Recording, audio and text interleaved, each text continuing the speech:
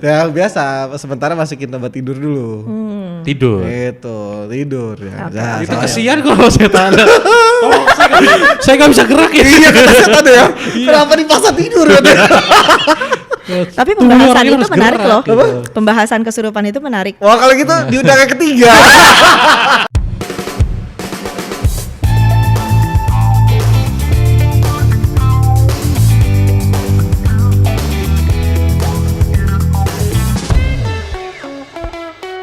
Ketemu kembali di trio andalan Anda. Yeay. Tapi kali ini ya Kembali lagi.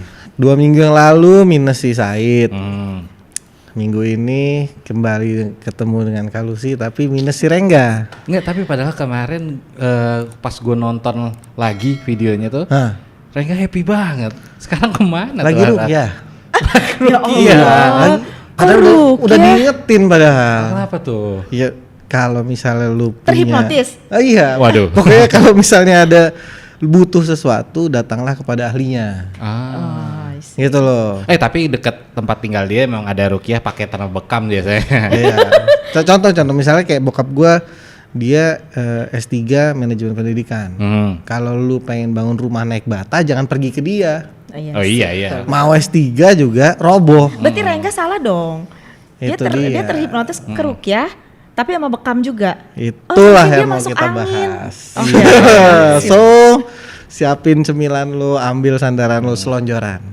Mantap. Siap-siap dengerin Sampai ketemu di rehat akhir pekan yang sekarang. Yang sekarang udah sampai ketemu aja mau gue baru closing Ketemu lagi nih maksudnya. Yo. Ini kayaknya kemarin kan kayak seru nih obrolan nih. Iya. Ngomongin apa nih kemarin? 2 minggu lalu tuh kita bahas soal overview hipnoterapis. Hipnoterapis secara ya kulitnya lah. Thank you loh udah diundang lagi. Wah, jadi kan Berarti seru ya ngomongin terapi ya.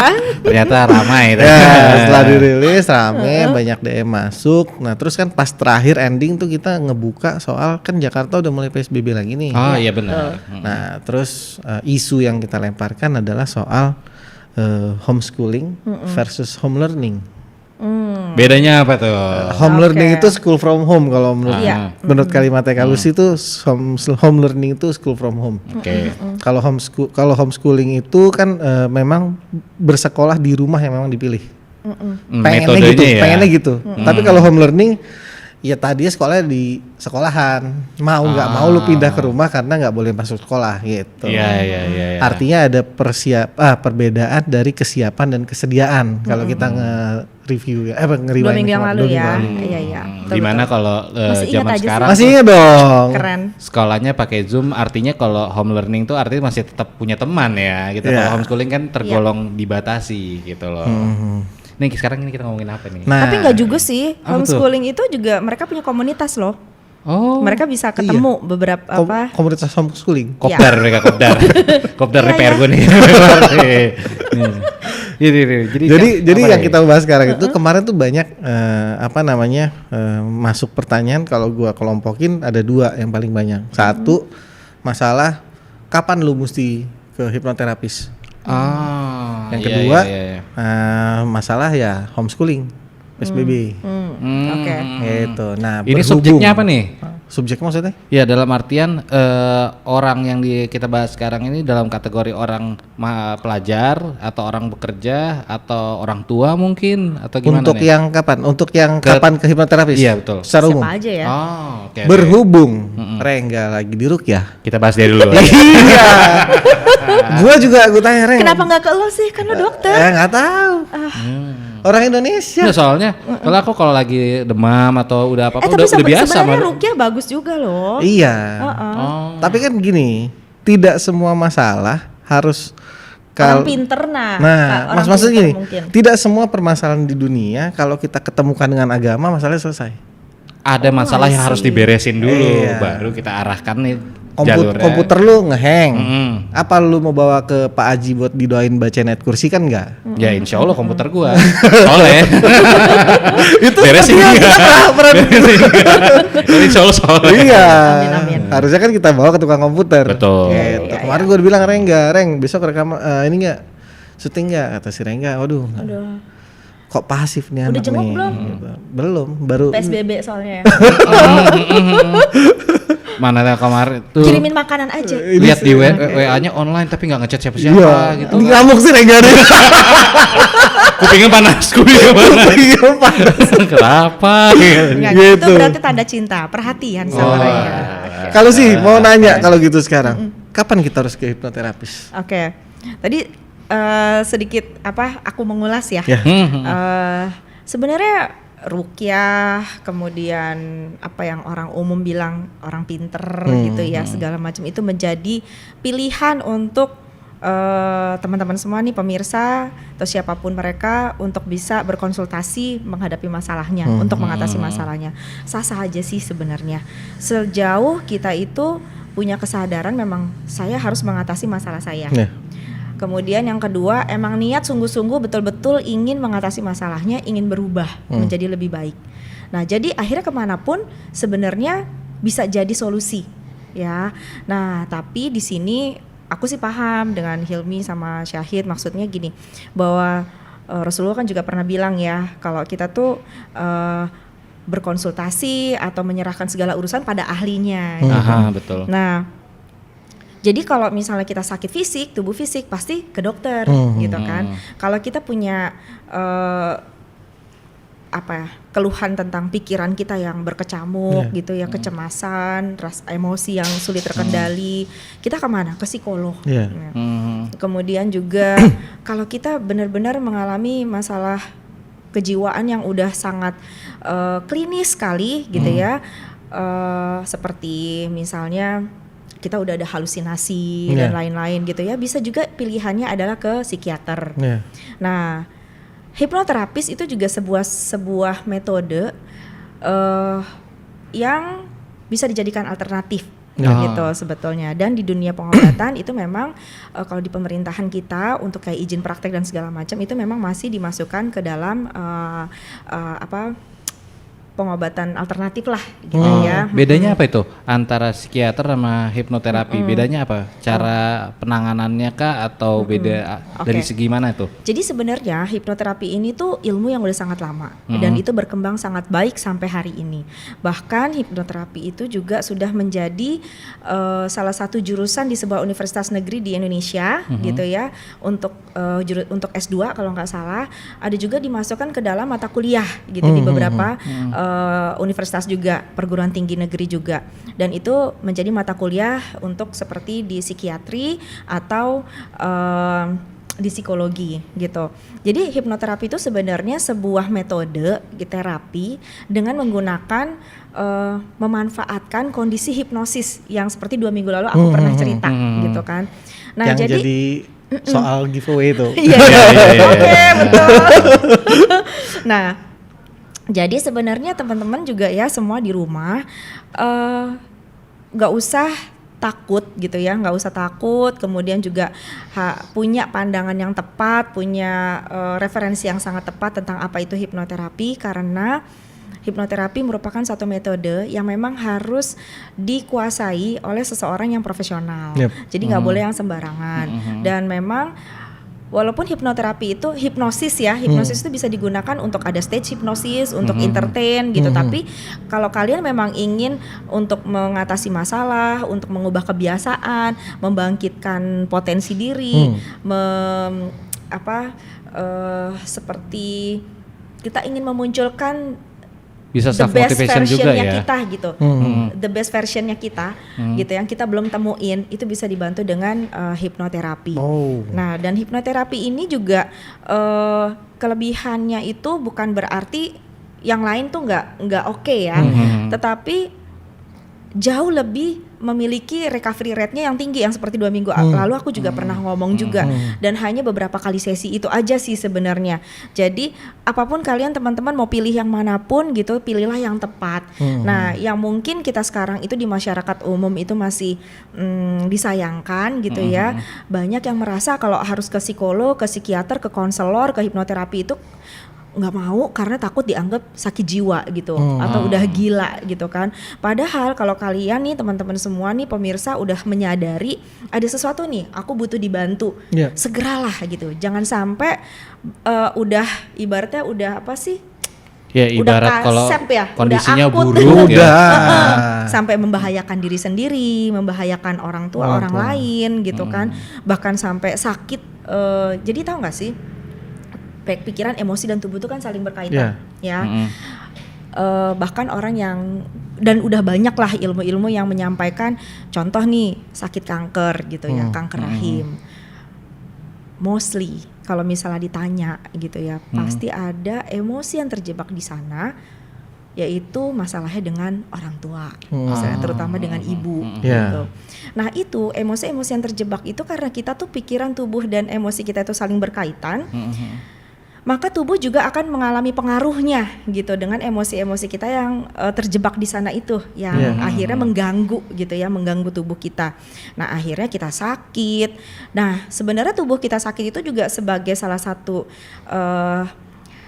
cara tubuh kita berkomunikasi ke kita, hey ada something nih yang lo nggak baik nih gitu, pikiran lo, emosi lo gitu kan. Atau misal kanker payudara, dia bermasalah dengan pasangannya apa gimana.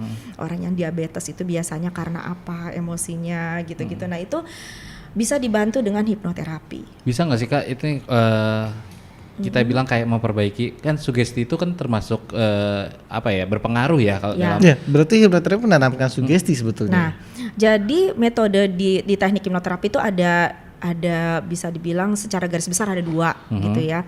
Ada yang dengan metode sugesti. Jadi kita hanya memberikan sugesti, kita nggak perlu utak-utik akar masalahnya orang itu seperti apa. Ya bisa nggak? Bisa gitu ya. Untuk kasus ringan berarti kayak gitu ya, yang nggak perlu harus juga. di sampai akarnya. Iya betul. Iya. Masalah maksudnya bukan, kita nggak bisa ya masalah itu dianggap ringan karena setiap masalah itu pasti setiap orang itu akan menanggapinya berbeda-beda. Kadang-kadang kita nyepelein sakit orang, masalah orang tuh, lo mah kayak gitu biasa. Nih lihat nih gue nih berat banget kayak gitu. Kayak sedih-sedihan hidup ya jadi. Kita juga nggak boleh kayak gitu, nggak bisa juga kayak gitu. Tapi bisa dibilang kalau sugesti itu mungkin butuh proses yang agak lebih lama. Untuk bisa betul-betul ngebongkar untuk bisa menghilangkan simptom itu. Nah, tetapi kalau dengan kita menggali akar masalah, kenapa sih? Jadi contoh misalnya gini, Mas Syahid nih datang gitu kan ya ini aku pusing nih, mahku kambuh gitu ya segala macam. Terus aku bilang ntar ya aku ambil minyak kayu putih, minyak angin, balsem, koyo, dipakai gimana? Ya sih udah enakan gitu Kirain ya. gue diminum. Koyo diminum, Bukan, balsem diaduk, tawon aja sekalian. Nah, terus atau tunggu, dari kapan sih sebenarnya sakitnya gitu, pusingnya? Iya sih semalam tidur jam berapa? Jam 3. Terus makan terakhir jam berapa? Nah kayak gitu kan. Ya udah deh, sebentar ya aku masakin nasi goreng, aku buatin teh manis anget, udah diminum, ceplok telur segala macam udah. Gimana rasanya? Aduh iya nih udah enak nih, perutnya juga jadi enak gitu ya. Jadi akar masalah dicari. Dua-duanya benar nggak bener gitu. Bentar sama-sama dulu, berarti valid. lebih enak ke hipnoterapi daripada ke dokter ya? Di dokter nggak Dikasih. pernah dibikinin nasi goreng. Gua mesti ngomong apa ini? Kan? Lebih enak sih kasih obat. Tergantung. Kenapa tuh? Kalau bayarnya 70.000 lo dapetnya obat sama konsultasi. Kalau 90.000 lo dapet nasi goreng. 20.000 gue bobot dulu. Baik banget ya sebenarnya. Oke deh. Peluang banget itu. Oke, nanti Jangan jauh. Jauh. kapan dong praktek di sini? Oke kayak gitu sih. Jadi dua-duanya benar, dua-duanya sama-sama bisa menghilangkan simptom, tapi dengan akar masalah, dengan landasan teorinya bahwa efek bola salju itu loh. Kalau misalnya bola salju yang awalnya bisa kita perbaiki, Iya, bisa kita stop ya. otomatis, tidak akan terjadi yang namanya si bola besar ini gitu. Tapi kalau misalnya hanya bola besarnya aja yang kita perbaiki ya, kita atasi, kan belum tentu nih si bola salju yang kecil yang awal yang ini kan masih ada gitu. Lu kan Kayak udah gue gitu bilang sih. kebiasaan kalau ngupil jangan taruh tembok. Oh jadi gede. Kalau lu taruh di tempat yang sama, segede gini nih. Nyupil dong. Apa jangan-jangan? Enggak lah, yang ada. Enggak, jadi sebenarnya image orang itu untuk takut untuk berobat itu sebenarnya salah ya. Jadi nggak perlu takut sebenarnya kan. Karena betul. ini tuh bukan momok ya kalau. Iya bener. Jadi aku bener-bener deh ngajak kalian semua para pemirsaku tercinta Review Media YouTube channel, ayolah gitu. Jadi it's okay not to be okay. Wah, Kayak drama. ikut ya ternyata. Kayak nonton juga. Kayaknya sebelum dia ikut itu hospital playlist nih kayaknya. Oh, aku baru sampai TWO Tendo. Oh. Dan juga kalau kalian yang sekarang lagi nonton nih, kalian adalah dokter, hipnoterapis, kemudian psikiater atau psikolog, it's okay not to be okay. Iya. Adek gue udah nyuruh nonton itu terus. Yang Gua mana nih? It's okay to not to be okay. Kamu segitu wahnya ya. Gua jadi gini sebelum serial itu keluar kan hospital playlist keluar. Gua bilang anjir ini keren banget serial. Bentar, Hospital Playlist itu tentang apa? Kedokteran banget. Kayak Kedokteran Grey banget Anatomy ya? gitu ya. Iya Kayak Grey Anatomy. doctors gitu. Ya, tapi gue bilang researchnya keren. Risetnya ketika sebelum dia bikin tuh film itu Bener-bener kayaknya risetnya real dan dalam memang ya. secara Ya. keilmuan Nah, teruji setelah gitu. hospital playlist beres, adek gue ngikutin ya itu. It's okay not to be okay. Ya, menurut dia sebagai psikolog ini film keren banget. Iya, Karena risetnya mengenai psikologi Dalam dalam. ya. Ya. Gitu. Tapi ya Sebenarnya iya. itu karena menariknya benar gitu ya. Terus apa ya? Mengisahkan itu menyampaikan sama orang-orang diterjemahkan atau disampaikan supaya masyarakat tuh juga oke loh gitu. Kamu tuh nggak oke tuh nggak apa-apa gitu. Tidak ada yang sempurna. Cuman memang karena itu film kan. Jadi di realita kita nggak semuanya bisa seperti itu, lingkungan kita, teman kita gitu ya, nggak selalu begitu. Nah dengan adanya film itu kan juga menyatakan bahwa come on gitu loh, orang di sekitar kita tuh yang Anda merasa para baik-baik saja, normal-normal aja gitu ya, menanggapi orang-orang seperti itu gitu ya, mereka bukannya sakit jiwa atau gila atau gimana gitu, tapi mereka tuh butuh dukungan kita, perhatian kita, support kita gitu, dan kebijaksanaan kita. Dan yang utama kalau yang aku tangkap sih dari film itu sebenarnya love is the most powerful cure. Oh, aduh.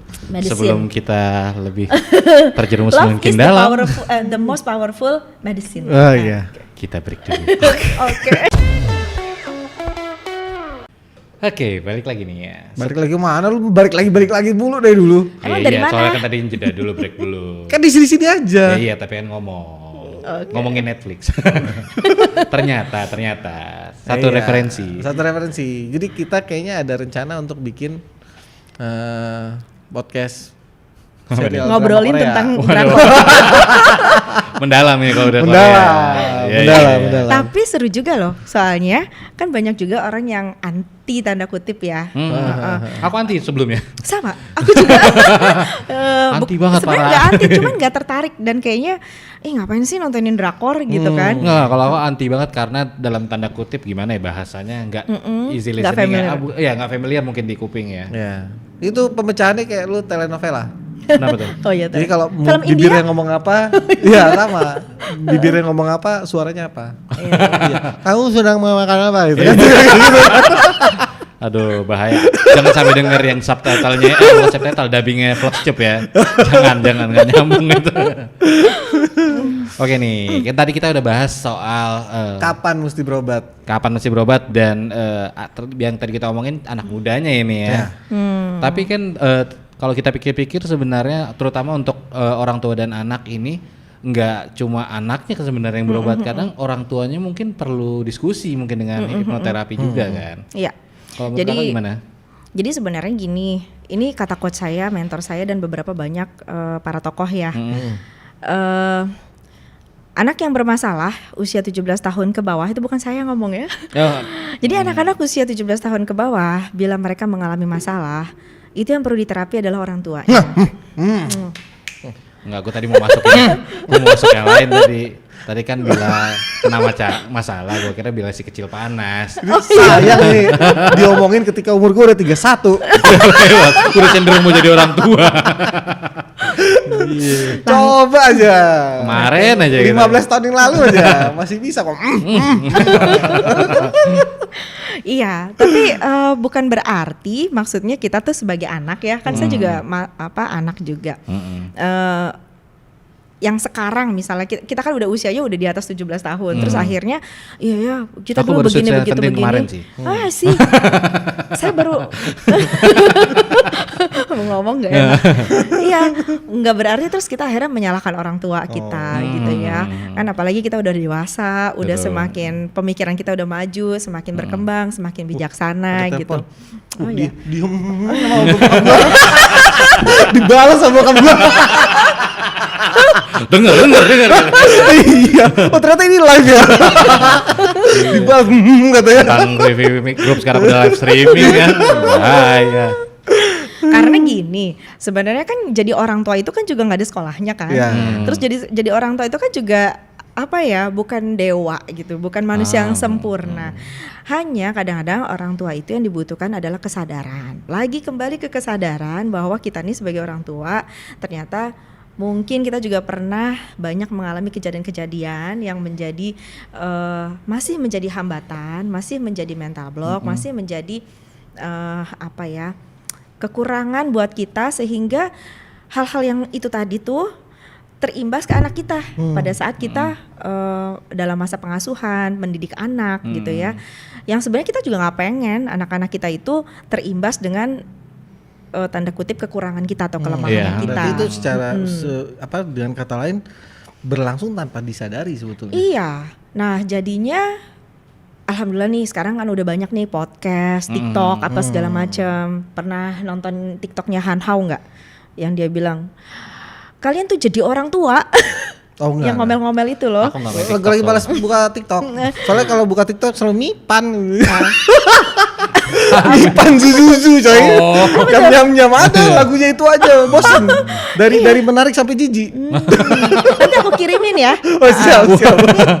Langsung buka Enggak, lagi. bukan si Han Hao maksudnya. Kira Jadi, Mipan, bukan iya, ya? Han dia Hao. tuh protes terhadap orang tua gitu ya. Emang kalian pikir kita hidup pengen minta gitu kan? Kita juga hidup nggak minta gitu. Terus kalian pikir emang pokoknya banyak sekali gitu kritik-kritikan terhadap orang tua. Nah, pada saat saya diberikan video itu banyak teman-teman, wah ini anak kurang ajar nih, anak durhaka dan seterusnya. Sementara buat saya malah ketawa. Terus gila ya. Kayaknya bener banget deh gitu. Maksudnya Akhirnya ada yang menyampaikan ya. maksud aku gini, pasti kan reaksi orang tua tuh berbeda-beda ketika mendengar omongan itu gitu ya, maksudnya video itu. Terus mungkin ada podcast-podcast apa yang dia berkeluh kesah tentang orang tua apa segala macam. Come on lah gitu ya, kalian jadi orang tua zaman generasi Z ya, Alpha dan sebelumnya seterusnya gitu ya. Kita harus memang mulai menyadari bahwa kita juga jadi orang tua tuh harus menjadi orang tua yang pembelajar. Kita juga jadi orang tua yang harus punya kesadaran untuk terus lebih sehat, lebih baik.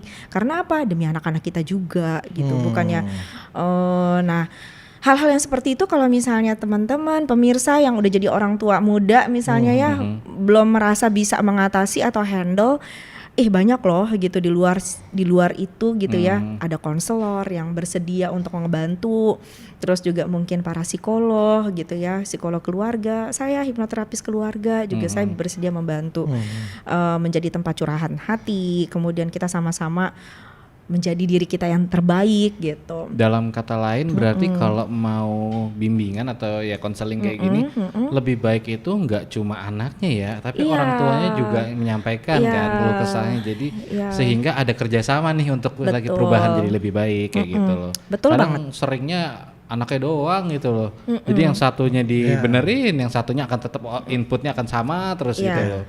Tapi metode saya sih kan nggak semua ya orang tua bisa diajak kerja sama juga. Tapi anak ini memiliki kesadaran yang tinggi untuk dia bisa handle, untuk bisa dia keluar dari masalahnya gitu. Ya tekniknya akhirnya saya akan bawa dia mengalami berbagai hikmah gitu, dan itu diambilnya dari dirinya dia sendiri. Karena setiap pribadi itu punya kebijaksanaan sendiri. Nah, kadang-kadang si kebijaksanaan itu dia belum muncul karena memang mungkin tidak ada stimulus atau belum terbiasa dia didengarkan gitu kan ya. Nah, di situ saya akan mengambil teknik untuk bisa mengaktifasi secara lebih aktif lagi si kebijaksanaan yang dimiliki si anak. Jadi apapun keadaan orang tuanya yang dianggap memang bisa menjadi salah satu penyebabnya dia menjadi seperti itu, ketika dia setelah sesi sama saya itu nggak akan jadi masalah lagi. Berarti Rengga tuh dari 2 minggu lalu belum ketemu yang nama Hikmah tadi ya? Ah ya si Hikmah, oh ya ampun. Udah dari 2 minggu lalu kan gue Aduh sorry. nonton itu. Udah gue bilang curhat itu nggak lebih enak daripada lu disembur.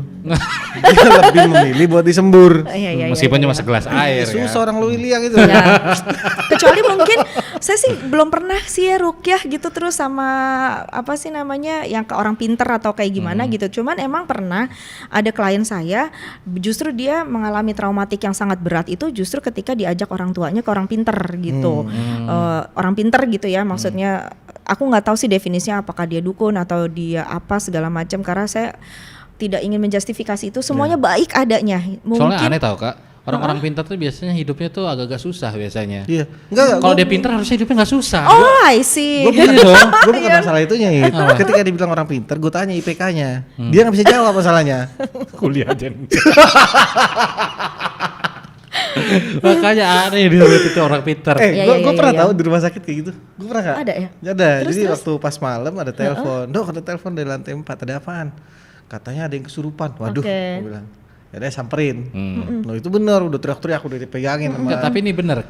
Akhirnya lari ke rumah sakit. Lah enggak. Pasien itu sudah dirawat di rumah sakit. Tapi dia kesurupan. Nah, Oke, tapi terus dia kesurupan. Gue kan nggak tahu kesurupan itu apa kan. Pokoknya waktu itu zaman belum pandemi COVID. Jadi penunggu di ruangan tuh masih bisa 3 orang kayak gitu ya. Jadi lagi dipegangin sama keluarganya sama keluarga pasien lain. Kan satu ruangan 3 orang. Kenapa nih? Ini dok kemasukan. Kemasukan gimana maksudnya? Ya pokoknya ada roh halus yang masuk. Oke. Dengan santai gue jawab, itu bukan kompetensi saya. Nggak ada materi. Gue 6 tahun gue kuliah gue nggak belajar itu coy. belum ada SKS-nya. Lalu terus akhirnya gimana? Ya biasa, sementara masukin obat tidur dulu. Tidur. Itu tidur ya. Oke. Nah, Itu soalnya- kesian kalau setan. Tolong, saya nggak bisa gerak ya. Iya kata setan ya. Kenapa dipaksa tidur katanya? Tapi Tubuh pembahasan orangnya itu harus menarik gerak loh. gitu. Pembahasan kesurupan itu menarik. Wah kalau gitu di undangan ketiga. Enggak, karena kalau menurut ilmu teori pikiran gitu Iya, ya, iya, iya.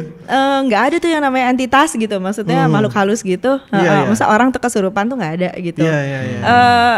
Ya gitu deh. Tapi kan saya juga percaya dengan yang Iya. gaib ya. Maksudnya saya percaya, saya beriman dengan adanya yang gaib. Tetapi Iya, gaib tuh ketika ada. seseorang ada yang ibaratnya kemasukan roh lain gitu, atau kemasukan makhluk halus lain itu di teori pikiran itu berbeda cara pandangnya Iya, dan iya. cara mengatasinya. Dan which is bener juga, bukan benar maksudnya teratasi juga sih gitu. Nggak terlalu jahat loh itu. Kesian setannya nggak bisa keluar. Iya bukan orangnya kan. Iya. Enggak. Setannya kan? Setannya. Setannya. Maksudnya Mbok ya dikeluarin dulu gitu. Bukan kompetensi gua. Iya betul. Gua mau ngomongnya kayak Iya, tapi gimana? gimana ya caranya? Tapi itu udah secara paling tepat medis ya? itu, udah dikasih obat tidur. Katanya sih suruh jempolnya pencet. Kata gua lu pencetnya sendiri kalau lu bisa.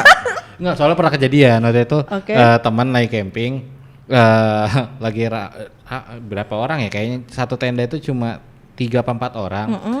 Lagi malam-malam udah jam sekitar jam 11:30 lagi pada main gitar. Emang sih emang bener kata orang-orang tuh kalau di hutan tuh jangan main musik Iya, gitu. iya, iya, iya. Main gitar. Iya, iya, iya. Temennya yang satu ngantuk, udah Oke. tidur duluan. Itu kan dia main gitar bukan main musik. Suaranya jadi musik. Oh, iya, iya. Astaga. Yang di dalam udah tidur, tahu-tahu jerit-jerit. Oke. Bener lah ini ceritanya kesurupan. Taruhlah kita sebut kesurupan. Ya, ya. ya. Kita nggak tahu itu apa sebenarnya. Nah, kita nggak tahu itu apa, cuma namanya di hutan, dia udah tidur duluan, yang lain masih pada main musik, main gitar gitu. Ya dia api unggun lah gitu. Tahu berisik kan di dalam, kayak wah kayak gitu loh. Oke. Langsung pada masuk kan, wah kesurupan nih gitu loh. Lu sih malah sempat berdebat dulu lagi. Lu sih udah gue bilang jangan main gitar di hutan segala macam. Terus akhirnya itulah tadi pencet jempol kakinya, dipencet, makin jerit. Oh, gue tahu. Asli. Cantengan. Gue udah serius-serius. Ya Allah, gue dengerinnya udah serius. Astaga. Akhirnya tuh dia berhenti karena dia udah capek teriak. Oh I see. Lu kenapa tuh cantengan gua lo pencet? Itu tuh kadang mencet jempol tuh nggak selalu jalan keluar dari segala masalah kayak gitu. Kesurupan pencet jempol. Iya. gitu. Kalau lu sakit lambung masuk angin tau nggak pencet mana? Coba. Ini dipencet nih. Terus Kata orang yang IPK-nya nggak tahu berapa itu. Ya apa? I see. Apa bukan ini? Udah gitu lo pencet ininya dokternya. Astaga. Bakuan. Ya jadi tadi tuh sebenarnya gimana sih kalau misalkan anaknya udah sepakat nih tadi mau berobat, biar ngajak kan kalau menurut kita sekarang harusnya baiknya berdua ya. Kalau ada orang tua dan anak itu lebih baik dua-duanya konsultasi. Nah misalkan anaknya udah mau, gimana cara ngajak orang tuanya pun ikut mau? Biasanya kan nggak mau, orang tuh cuma nih nganterin benerin anak saya kayak rusak jadi kayak komputer lagi. Iya. Tapi gimana nih? Apa dari pihak atau dari kakak misalkan hipnoterapi ini pun mau kayak misalkan anaknya datang kayak manggil juga Pak coba Bapak ikut juga atau apa gitu, gimana sih sebenarnya? Ya umumnya sih kalau mereka yang datang terus apa sih iniin anaknya ya, ya berarti orang tuanya mau nggak mau harus mau. Iya. Gitu. Tinggal bilang gitu aja pas tadi udah dikasih duit misalnya. Beneran aku anak lu. Bukan anak gua. Pasti saya bilang saya akan butuh dukungan Bapak Ibu gitu untuk demi kebaikan anak gitu kan, supaya maksudnya terapinya ini berhasil.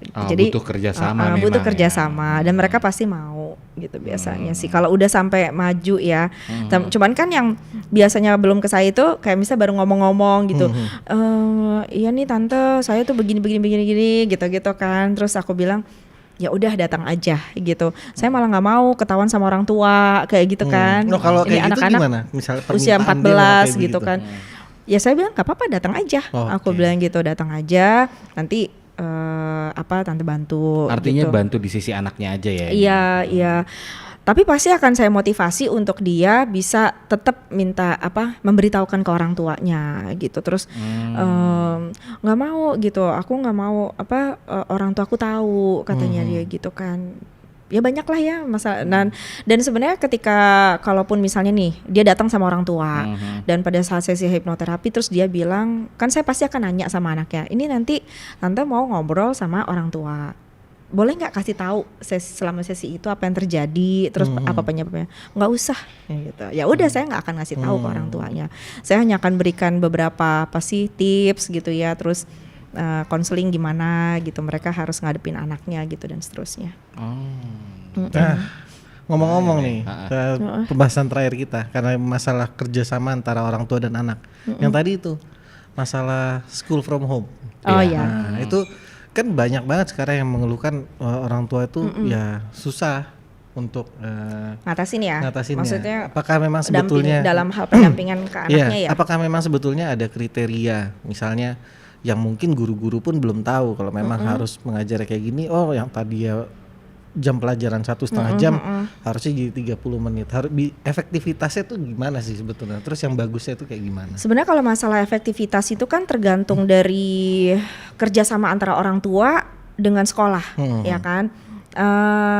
Ini kalau misalnya kita ngomongnya anak SD ya, anak SD. Kalau anak SD itu yang paling bermasalah kan kira-kira ketergantungannya SD, ya? Itu adalah dengan kerjasama antara guru sama orang tua.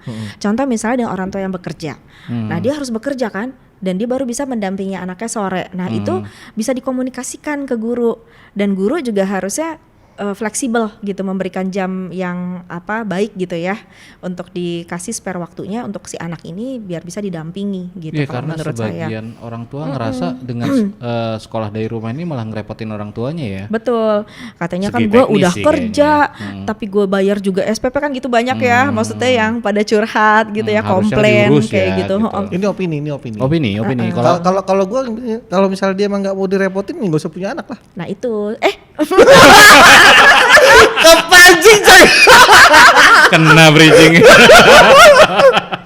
Itu namanya hipnotis. Itu hipnosis ala dokter Ilmi itu gitu.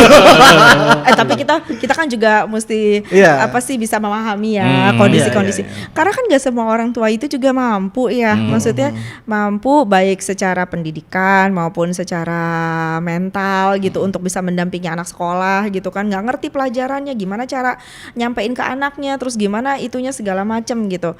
Nah, yang bisa jadi solusi itu cuma satu, ya komunikasi dengan si gurunya, kerjasama yang sangat baik. Nah, jadi kalau guru, aku yakin gitu ya, sekarang guru-guru sekarang ini di masa-masa pandemi ini mereka amat sangat membantu banget, amat sangat membantu gitu. Itu sih yang saya rasakan dengan sekolah anak saya ya, dan saya yakin semua guru dimanapun mereka juga prihatin gitu, mereka juga kepingin gitu, karena kan guru ini kan juga pusing mikirin gimana nih pencapaian apa sih namanya, pencapaian apa disebutnya UKK ya?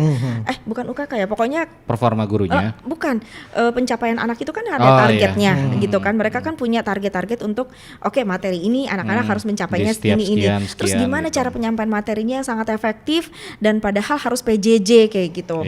Nah, itu kan mereka juga memikirkan berbagai cara gitu kan. Nah, berarti di sekolah kalau sih gurunya fleksibel untuk ngatur jadwal. Iya, pastinya berarti sih. ngasih Holland Bakery itu biasanya. Ya, kalau Merdeka nggak mau teman.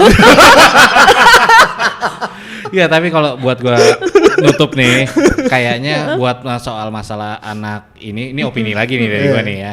Kalau misalkan orang tuanya ngeluh, misalkan ini kan sekarang jadi repot nih orang tua sekarang, tapi kalau opini dari gua sih harusnya sih inget-inget lagi pas dulu pengen punya anak. Nah, betul. Cita-citanya apa? Mantap, keren. Cakep tadi buat gue closing. Cakep buat gue closing. 7,5. Kita tunggu ya mereka pada punya anak. Kita lihat gimana nih. Belum ada ujungnya nih. Belum ada. Nih sekali lagi nih buat yang mau konsultasi, misalkan ada yang mau jadi ngelayani dari umur berapa aja ya, kayak sekolah SMP misalkan mau ketemu juga boleh ya. Boleh lah kan, kalau ini certified-nya itu anak dan keluarga ya. Hipnoterapi buat anak dan keluarga. Ya, jadi buat yang mau bisa cek lagi di link deskripsi atau mungkin yang udah punya kontaknya kemarin hubungin. Masih ragu kan nih, hubungin gak nih gini. Ya lebih baik. Kalau susah boleh ke gue dulu, gue manajernya. Oke deh, kita lihat nanti di episode berikutnya kalau ternyata masih ada requestan mau nggak mau nih panggil lagi. Kalau misalnya permintaan tinggi jadi host tetap. Bikin segmen khusus. Oke deh, sampai ketemu lagi ya di episode berikutnya. Ciao.